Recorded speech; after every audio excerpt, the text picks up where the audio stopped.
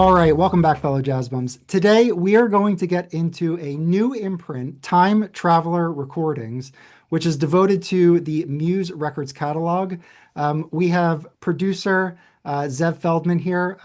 He is putting out his first three releases, which is going to be Roy Brooks' The Free Slave, Kenny Barron's Sunset to Dawn, and Carlos Garnett Cosmos Nucleus. And you can get your pre-orders in now on basically all the online vinyl shops. So Acoustic Sounds, Music Direct, Elusive Disc, Dusty Groove, etc. So with that, welcome Zev Feldman. Thank you very much. It's great to be here with you guys. How are you? Good. Good, Great to have you back. good. Man, it's great to be here. This is going to be an exciting episode, I think. We've been kind Mhm. of like talking about this Muse label for a minute. Yeah. Absolutely. Um, yeah, before we start, I wanted to mention something, just a little anecdote. I'm wearing this shirt, Eric Dolphy Out to Lunch. I got to say, the merch with Blue Note is just awesome. I bought this at Uniqlo a couple of years ago. But when I got on before and we were talking, I thought I would share a really interesting anecdote about Dolphy's Out to Lunch session. And a number of years ago, probably like 4 years ago, maybe a little bit more, Joe Chambers contacted me. And he had mentioned, I know that you're really good at finding things that are out there. He says, I got one for you to go search out. I said, "Oh, well, what's out there? What do you want to, what should I be looking for?" And he was explaining to me that when they recorded Out to Lunch, right before they had the studio session, there was a rehearsal date at what's known now as Brooklyn Academy of Music in Brooklyn. And it was a concert, but instead of Tony Williams on drums, Joe Chambers played Oh, drums. wow. And Joe said the guy that was there, and he said, I remember the gig at the time, and he said, I remember Orville O'Brien being there and him running tape. But he remembered him being there, and he said, you should be checking out Orville O'Brien and see who has his tape archives. Well, Orville O'Brien's name has come up as of late because, for instance, Forces of Nature from McCoy Tyner and Joe Henderson, he recorded that. Just to give you a little background, albums such as The Free Slave, which we're going to talk about, Friends and Neighbors from Ornette Coleman, records from Alice Coltrane, and a bunch of others. Orville O'Brien recorded it, but apparently, as legend has it, there was a rehearsal date for Out to Lunch that he was at. And in the process of trying to investigate this, I realized that Orville O'Brien had a son, actually might have been a stepson that had his name Guy O'Brien, who is still with us.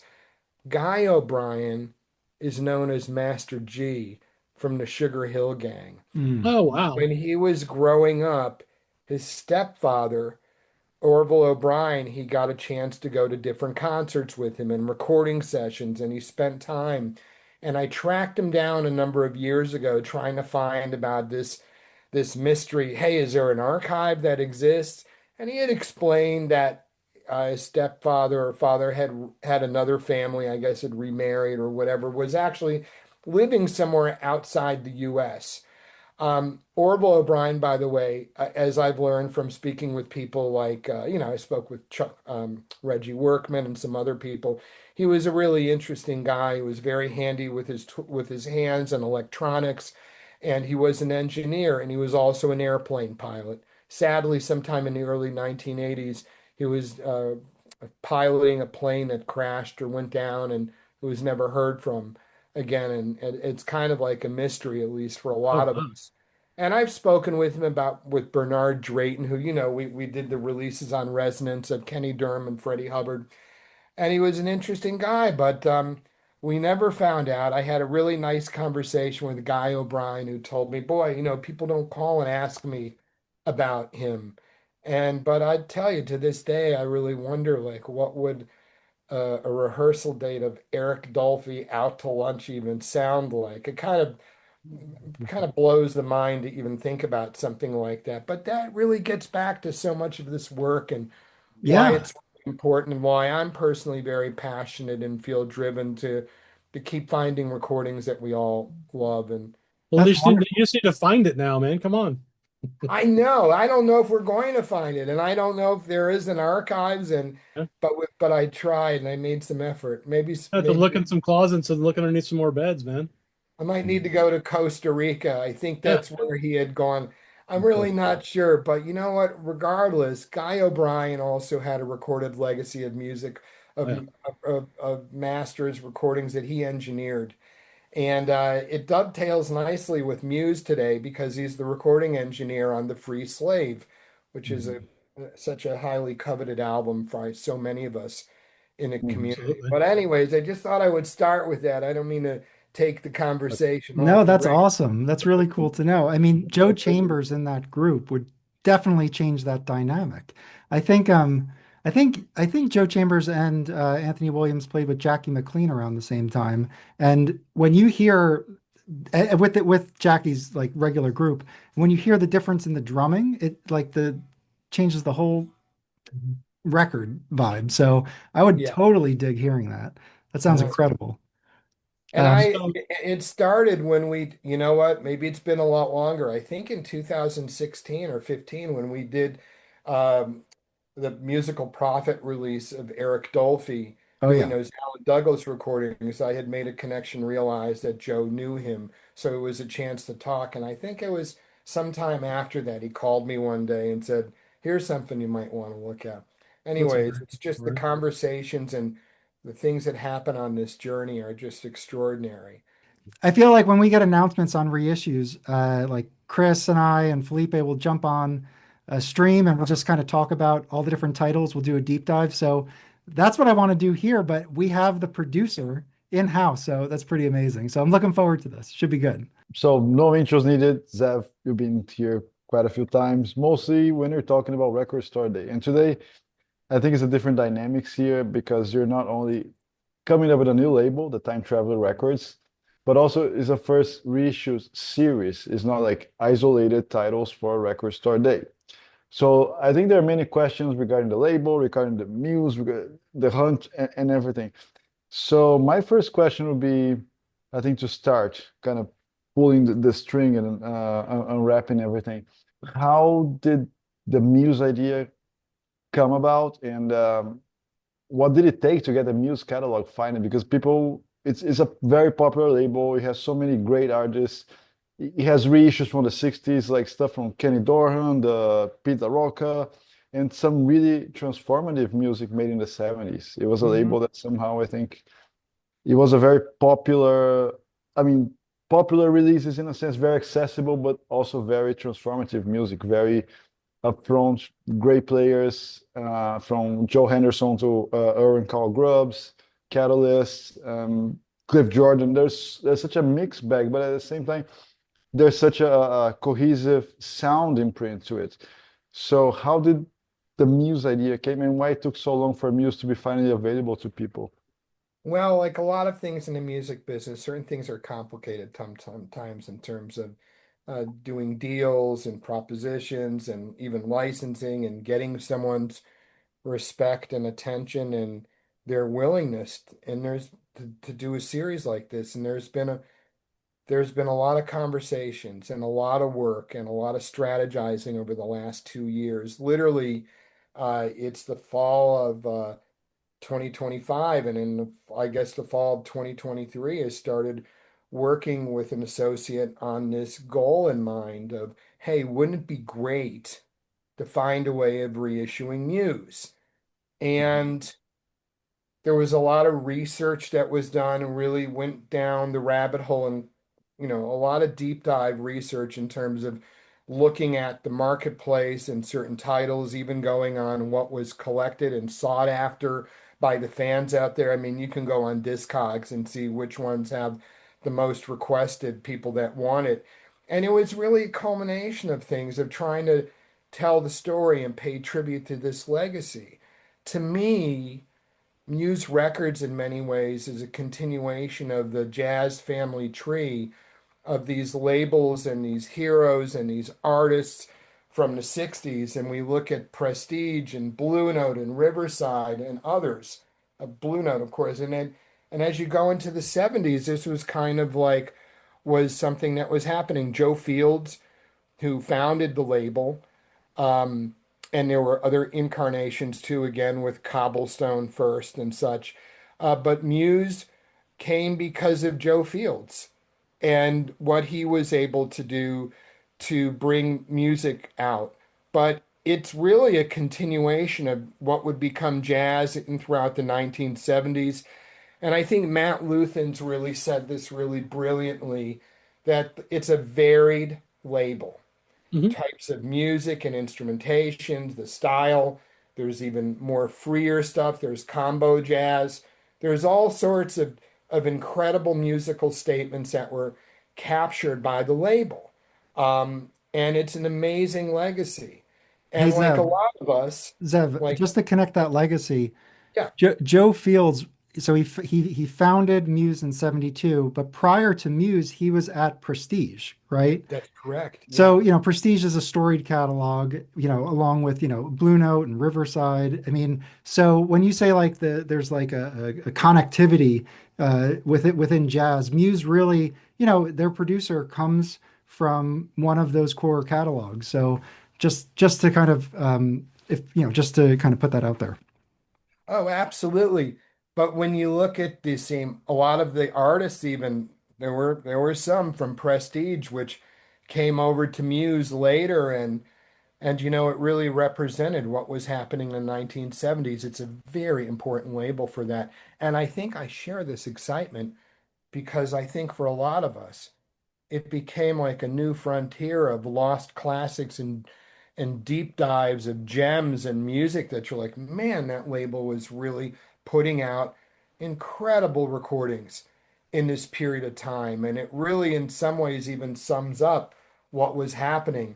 And it's the artists, it's where some of the records were made, even the journalists that wrote the liner notes. There's something that just feels like a continuation of where the 60s would lead us. Yeah. And I think for that reason, and there was a lot of love put into these records, but it's a varied label of all sorts of different styles. And to me personally, and I know you guys feel the same way too, it's exciting. And I have even over the years kept coming across albums. Maybe it's different cover. I've continued to be turned on. I don't have all the Muse records in my personal collection, but man, there's something about that label that gets me so excited. And I just love these albums. But there was work for us to do, I and bet. also with a mission. I really wanted to make a definitive edition. Why should people have to pay upwards of $500 for copies of some of these records? So, the original pressings were probably, I guess, 85 gram. They're kind of like the Dynaflex RCA record, woo, woo, woo. Very Mhm. kind of thin pressing sometimes. You know what I mean? Oh yeah. And we're using optimal. We're doing 180 gram. We upgraded the jackets, we upgraded the package, and I really wanted to have editorial and people of note that could really speak to the genius of these sessions. But it's really a love fest for so many of these records that are now, I think, are being given a deluxe Rolls-Royce sort of Mhm. treatment. And honestly, let's be honest, I think these new editions coming are going to be so much nicer than the originals. It's going to be a real upgrade. And I mean that in no disrespect. But I thought that was really important. I said this in this video that we did, but you often just never know if you're going to have a chance to do it again.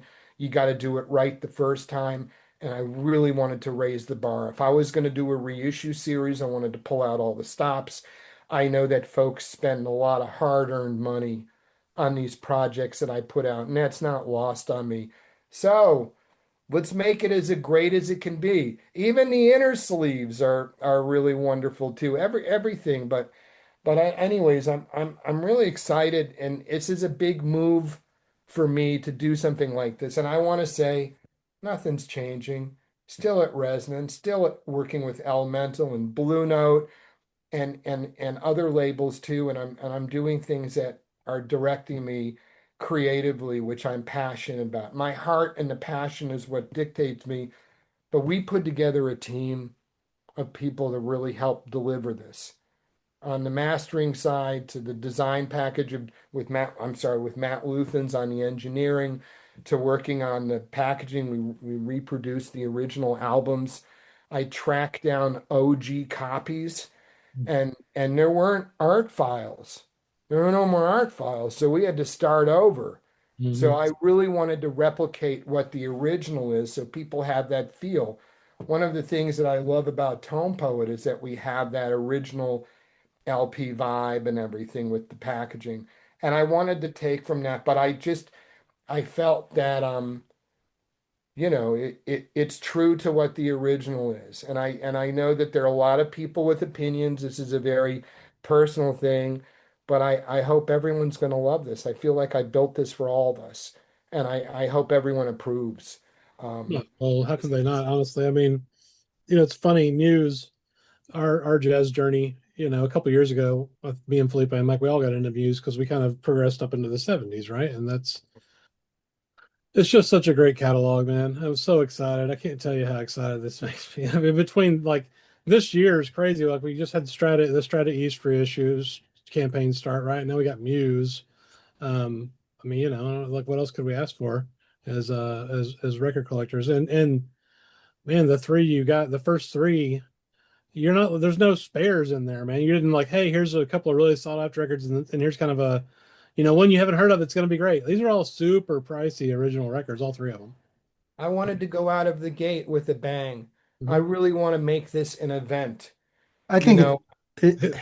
just the Yeah. diversity in the catalog. Like, Yeah. I know that you're starting with like I don't know, three titles that I feel like should be put out there in terms of their style. Not the same old late 1950s, early 60s stuff that there's so much of right now. But that said, like there's also like Hank Jones has a record on Muse, Sonny Stitt has records on Muse. So you can get, if you want like a straight ahead session on Muse, you can put that out there too. So I'm excited to see the titles you select and what you curate because it's a catalog of 500 titles over its lifetime.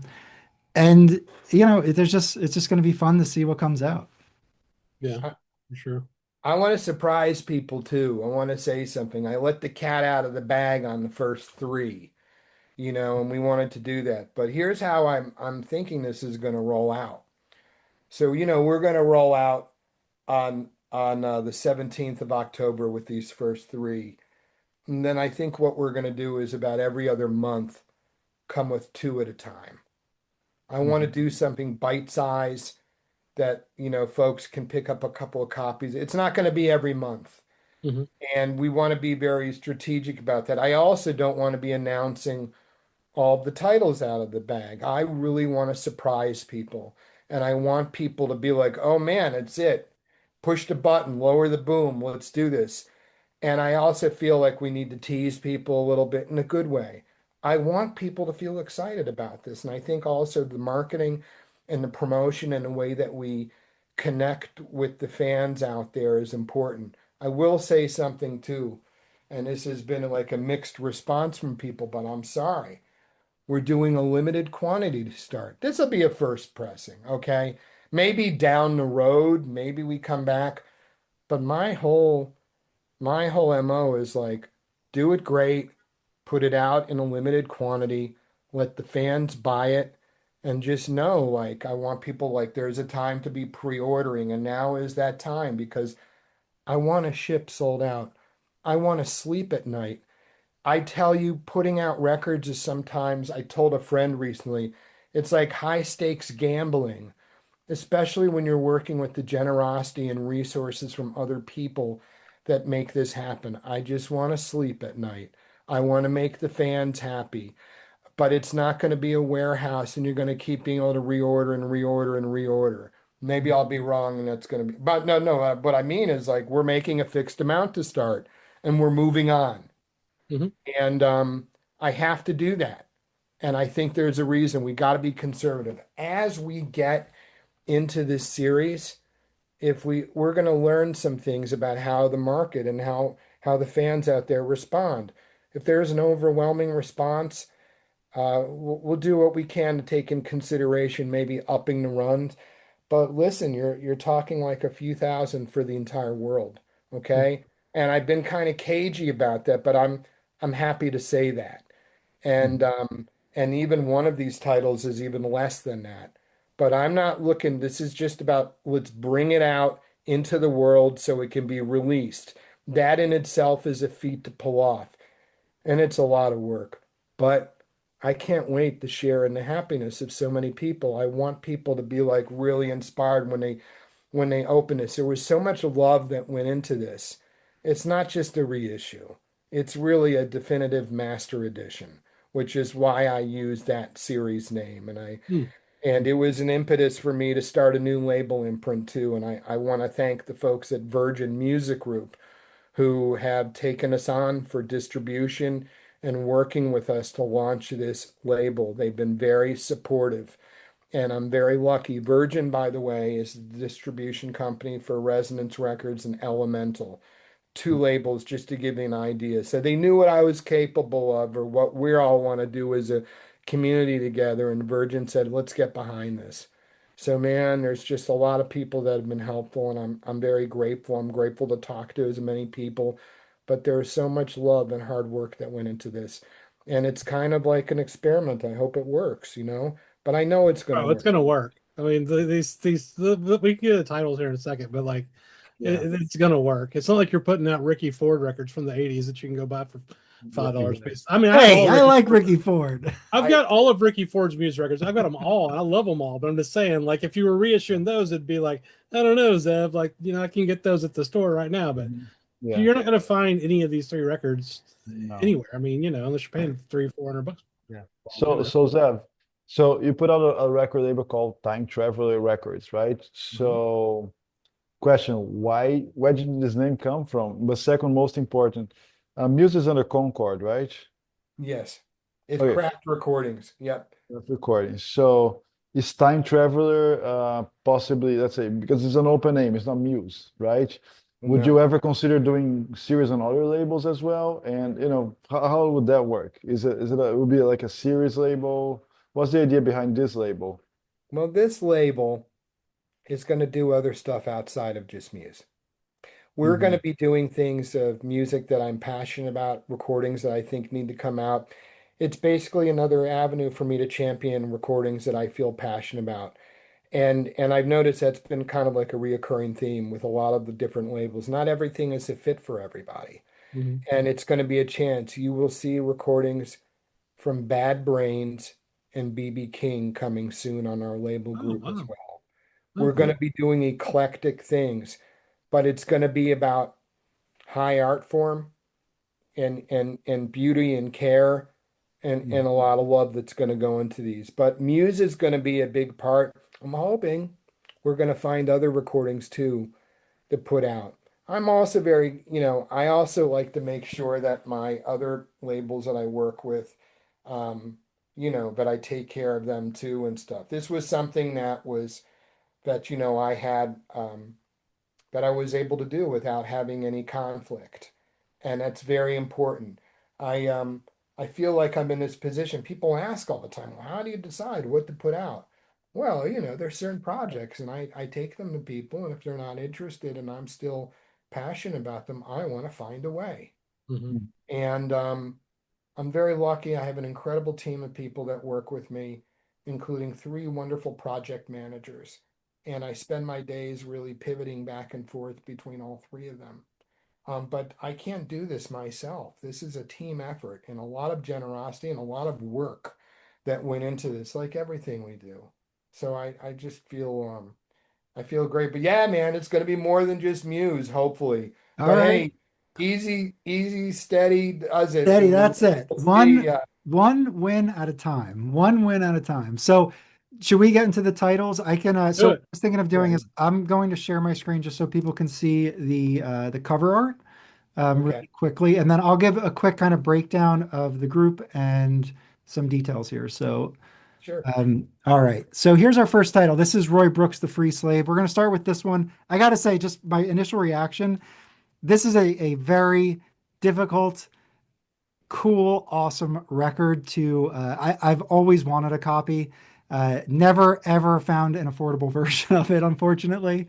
It does come up, but it usually is quite expensive. So I was really interested to see that this was one of the titles. This was one that I really was looking forward to. So this is a recording from 1970 at the Left Bank Jazz Society, Baltimore, Maryland. It was released in 72 on Muse. Roy Brooks is the leader. He's the drummer with Woody Shaw, George Coleman, Hugh Lawson, and Cecil McBee to round out the quintet. And they do all compositions by Roy Brooks except one Cecil McBee track. So that's kind of the breakdown of the first title. So Zev, what do you think about this? Oh man, well, it's like such a favorite record of mine. I first got my original white label OG at Joe's Record Paradise. They were actually on Goody Drive in Rockville, Maryland, then probably around 2000 when I started. My dad gave me his turntable. When I moved back from New York around 99, 2000, he gave me his turntable and a record collection.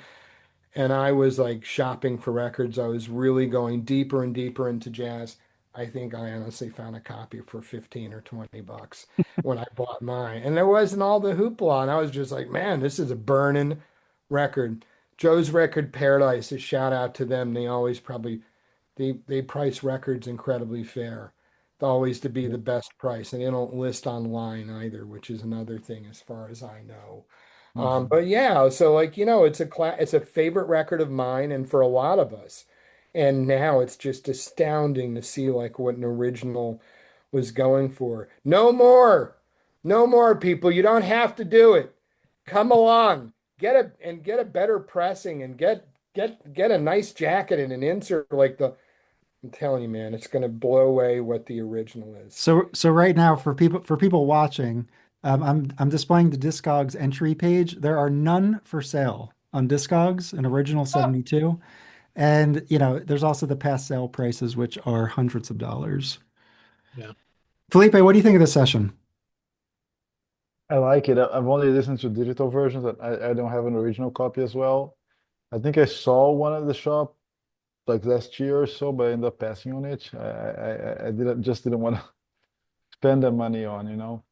And but I love it. I think any Roy Brooks, I really love Roy Brooks production, and with this lineup with Cecil McBee, it's a great record. I truly love it, and I think yeah, Roy he just plays with such fire and passion, and I can't imagine how good it might be sounding with this new cut, this new mastering, better better plastic, everything. And Muse Records, they tend to sound fine. I think they're a little bit on the bright side, and the mids are kind of hidden and the lows kind of mushy. It still sounds very fine, but I can't see how they can improve, and I can't wait to listen to all the cymbals and the drumming going on with the bass. It must be amazing. Test Right. pressing sounded phenomenal. Nice. I can say that much. And yeah, yeah. I would say this is probably my number 2 most sought after Muse record, period. The first one was Night of the Mark 7, the Clifford Jordan, and Felipe scored me a copy of that one off eBay about a year ago. So I was really happy to get that. But yeah, this is phenomenal. This was the first one I looked for when we saw the press release or, started hearing about these were coming out. So yeah, it's super exciting. I cannot wait to get a copy of this record in my hands. Absolutely. So before we move on, Zeb, so Matt Luthens is mastering these at the Mastering Lab, and that's on the Acoustic Sounds Analog Productions campus. Is that right? It's on the campus, but it's part of the mastering lab, and this is we're having him use their equipment to right from the tapes, Okay, just like cool. you see in the video. Yeah. No, man, I had somebody ask me about that. Yeah, but I had heard, no, man, we worked with the tapes. What can I tell you? No, we did find the tapes. Excellent. Okay, let's move on to the next one. I will show the cover here. So this is Kenny Barron's Sunset to Dawn. So this is recorded April 1973, released the same year, recorded at RCA Studios, New York City, producer Don Schlitman, and label Muse, obviously. We have Kenny Barron playing piano and electric piano, Bob Cranshaw, electric bass, Freddie Waits, drums. We have percussion and congas by Richard Landrum, and then Warren Smith on vibes and percussion. They're doing all Kenny Barron songs except for one Freddie Waits song. All right. Okay, Zev, tell us about this one. So much of us, and if we look right now, what's happening, I wouldn't say a renaissance. He is continuing to put out an incredibly important output of recordings. His legacy is so deep in this music. Man, and I've been like listening to a lot of Yusef Lateef from the 70s, and he was a big part of that ensemble. But this is his debut as a leader. So there's a lot of history being captured. But if you listen to it, it's a variety of some different styles and sounds. And I was listening to it over the weekend. It's just a marvelous album. I've had my copy for years. I love Kenny Barron, and I think it's another testament to the types of gems that Muse was turning out. And it's nice that, this is one that Don Schlitten worked on. He's a friend and a mentor of mine too. And by the way, Don Schlitten is going to have a coffee table book finally coming out on Totally. Fantagraphics. Christian St. Clair, who you guys probably know, is working with me, and Kyle Eagle on a book of Don's jazz photography. It's Oh, going to cool. come out at the beginning of next year. So there'll be more to talk about. I had to mention that. But no, Kenny Barron is important, and I think this recording really it's going to capture some ears. If you're not familiar, this is a great place to start with Yeah. Kenny Barron. So I'm just showing kind of the release page, and I'm just showing this for fun, but this is the original Discogs entry. There's only one copy available for $267. Felipe, what do you think about this? It's a terrific record. It's a great start for Kenny Barron. I hope and I believe you also release Peruvian Blue, right? At some point. That'd be The amazing. record that Well, comes right after this we're one. going to get into the road of releases soon. I got to keep a top Yeah. on things. There are going to be some surprise. I want to keep smiles coming. Definitely. But yeah, I think Kenny Barron's one of his finest outputs are on Muse. And this rec this I like this record because it goes like sunset to dawn, has some such different style. Side one is kind of very different from side B. It's a record that kind of drags you in, and his piano playing, especially his solos, are terrific in this record. I think it's a great choice to start with, and I think those prices are quite unrealistic. Chris, what do you think? No, I mean Kenny Barron's one of my absolute favorite piano players. I've really gotten into him lately, especially even like I mean he's still putting out stuff, right? So I've got a ton of the stuff he did in the 90s, a bunch of CDs. I just love Kenny Barron. So it's another great choice. Another great choice to have. Really When he excited puts for this out one.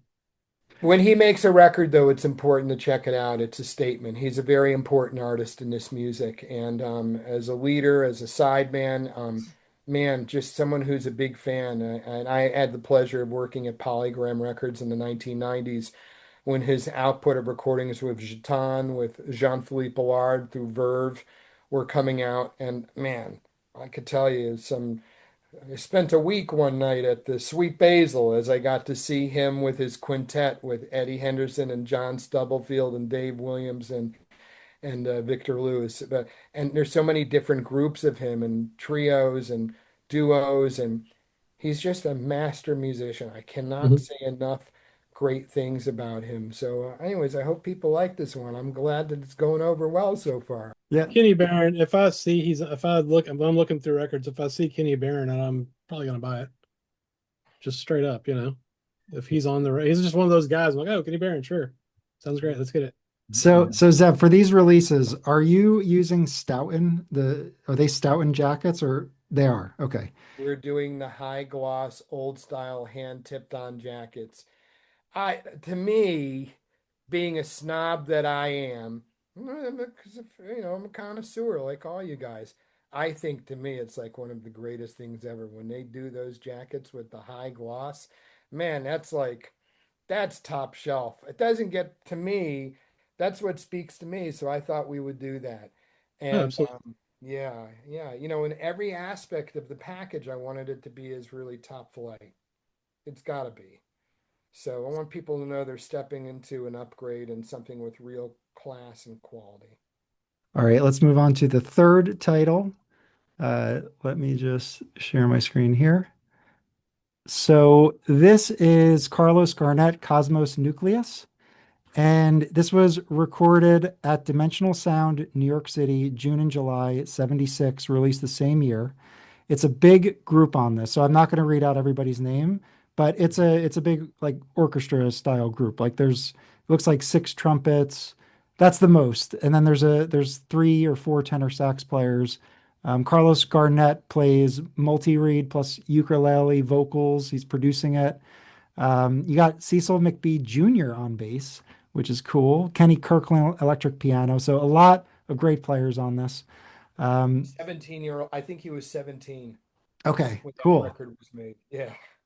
All right. Well, so tell us a little bit more about this one, please. Well, I think this is one for the crate diggers out there. This is one that's you're looking for an interesting Muse date. Um, yeah, it's collectible, but it's also a really deep session that I'd be shocked if you rarely come across it out in the wild. Something that, or it's probably a record that initially I can't imagine they made many of to begin with. But I Mhm. think it's a really interesting album. I think the music is burning. I think it really shows an interesting side of Carlos Garnett.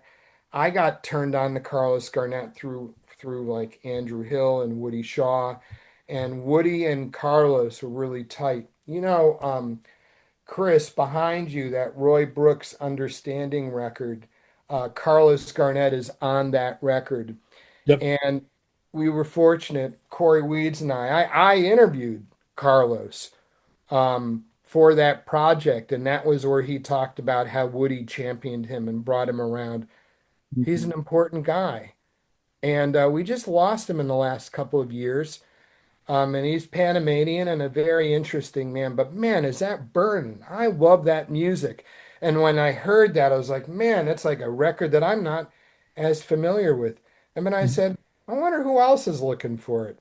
And then we went up on the Discogs page, and then, look, you can see. But I really wanted to have one deeper title for the batch, but it's a great album, and I hope people get excited about it. And we should be talking about Carlos Garnett. He left a great footprint here of great music and a recorded legacy that needs to be revisited. And I'm sorry that he can't be here to talk with us about it.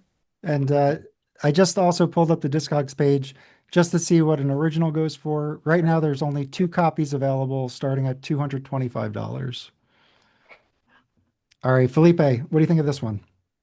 I never seen this record in the wild. I listened to it once and it's been a while. As Zev said, it's a deep cut. It's really great music there, and I'm really happy that I'm finally going to have a copy of this one. I mean, most Carlos Garnett stuff are not easy to find, right? Mm-mm. Especially those old 70s early records. They're not so easy to find there. So I think it's great first to make those available. Second, for his legacy, for him to become more known and listened to among all of us, and in great style.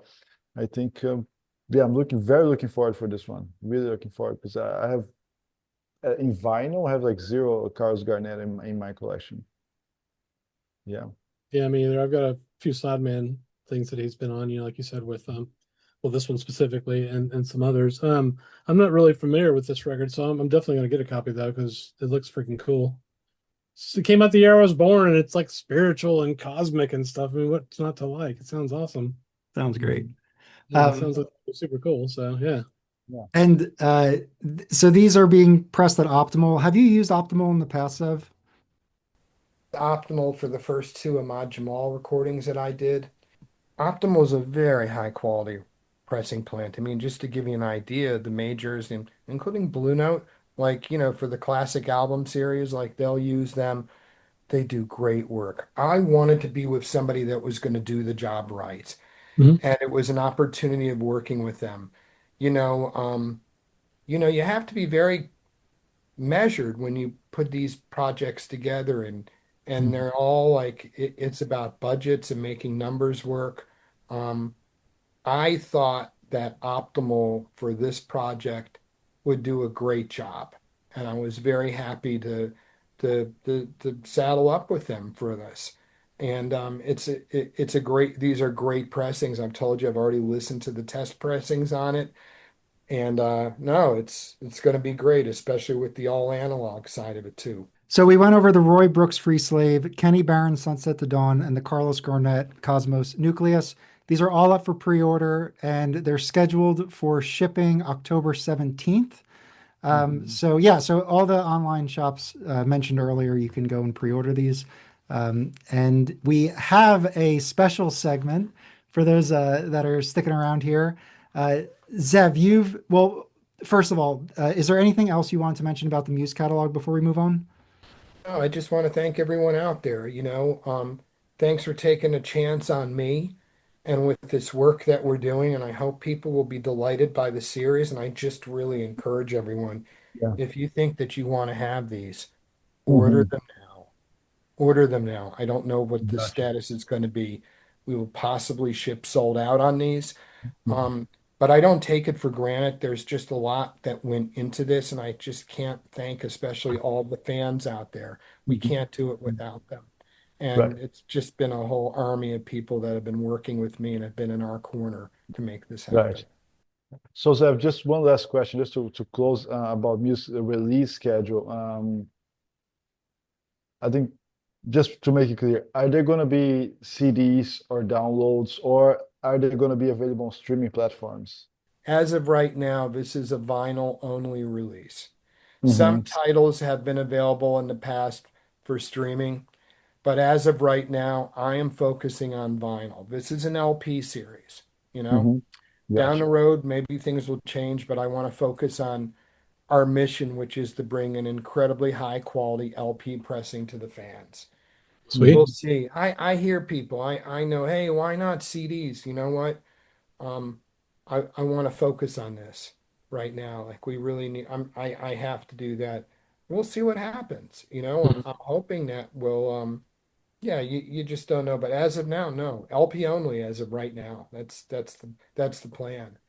It's, The final thought I have is it's wild that none of these have really been reissued.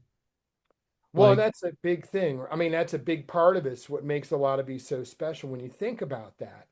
yeah, And there were a handful of things that came out in Europe and Japan, sure. not everything, and most stuff has been out of print. Hmm. So it's Yeah. time to raise the bar. Cool. And I forgot to mention, I'll drop links to the pre-orders in the description, so you can go and get the pre-orders there as well. So with And I that, would yeah, really quickly too, you can just follow our social media on Facebook, on Instagram, and we post videos and give updates there too, and we're going to continue to do that. and we'll drop Um, Cool. all of that in the description too, so you can find everything there, including we have Zev here who's actually been working on another project. So I'll just share my screen so we can get into it. So this is the Blue Note release. It's up for pre-order. It's Horace Silver, Silver in Seattle live at the Penthouse. So this is up for pre-order as well. So Zev, can you tell us a little bit about this title? Yeah, man. Oh my gosh. Horace Silver, who has a whole language, if you will, to himself. He was like one of my biggest inspirations in all this music. Someone that I've been listening to since my teenage years. He was a gateway for me to go deeper and deeper into jazz and even to appreciate the front lines of, the trumpet and sax combo or the different groups.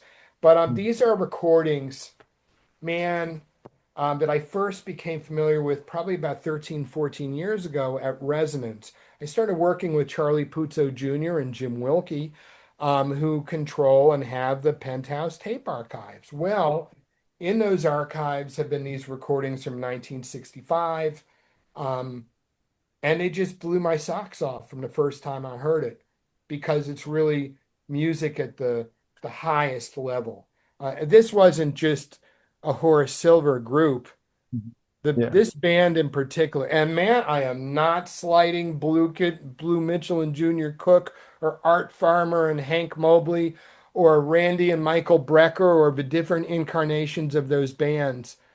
but this was probably one of the great modern jazz bands of the 1960s, which really transcended a lot. And it took him to a lot of people. You know, when you look at obviously Song for My Father, opened him up to a whole new audience, and there's a burning version of that.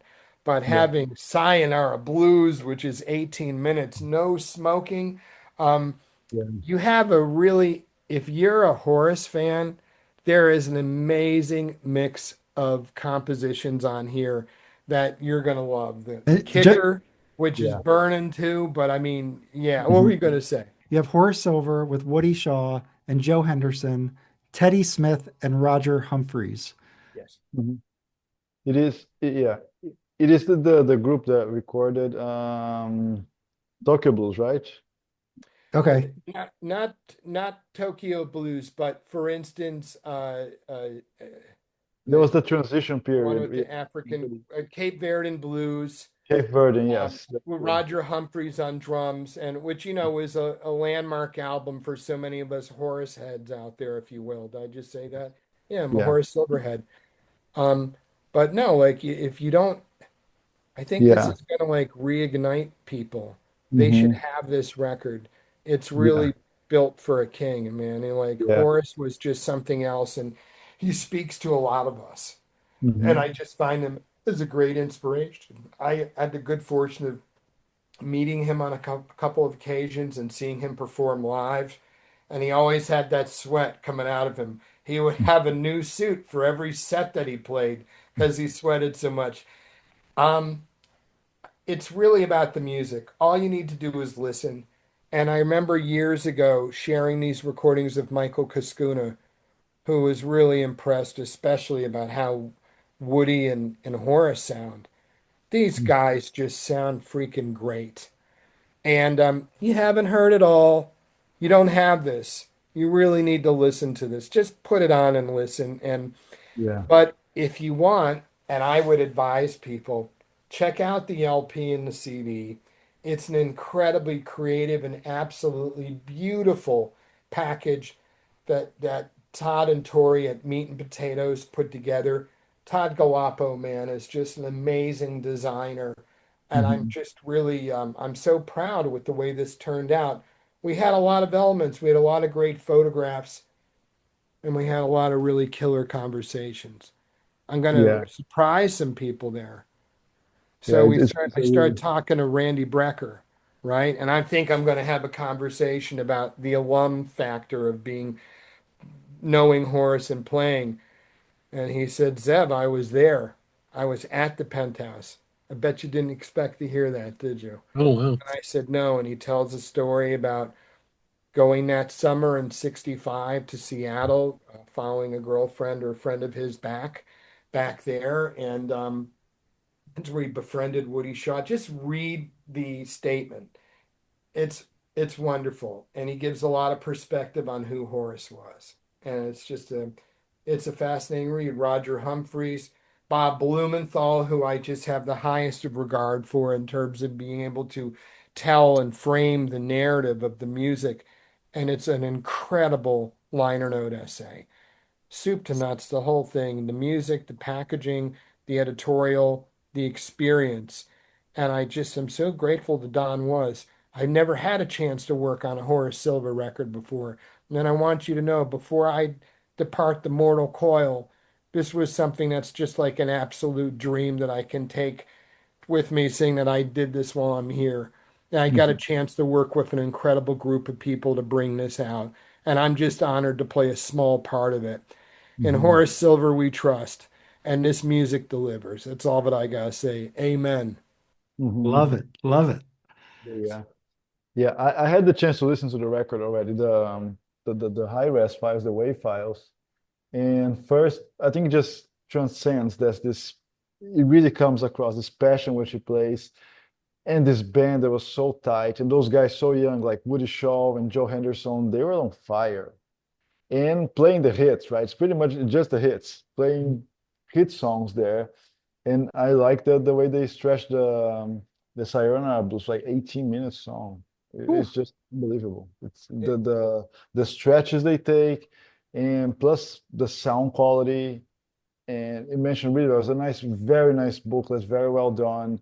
The art comes reminds of those late 50s, early 60s cartoonish kind of thing, jazz club type of environment. Yeah, it's not a triple like the previous ones have been, but this one, wow, I think it just condenses everything so well. It's such a tight package there. And maybe dare I say Horace Silver could be like the biggest like face of Blue Note, right? If you think about his history trajectory there, he's probably the greatest example of the Blue Note artist that crossed generations from the start to very late, his career and jazz music transformation has always been there, right? He Yeah. Champion. recorded for the label longer than any other artist. Yeah, Hmm. he could be the face of Blue Note. Why not? Yeah, Right. I love the early 10 inches. He has a couple quintets with Mobley and is it Lou Donaldson or I forget who it is exactly, but the early hard bop that he was innovating at Blue Note was just some of my favorite records. I mean, just incredible playing. So for this title, the pre-order's up, and then it's going to ship October 24. Yeah. Yeah, so we'll drop a link to the pre-orders as well. Chris, what do you think of this one?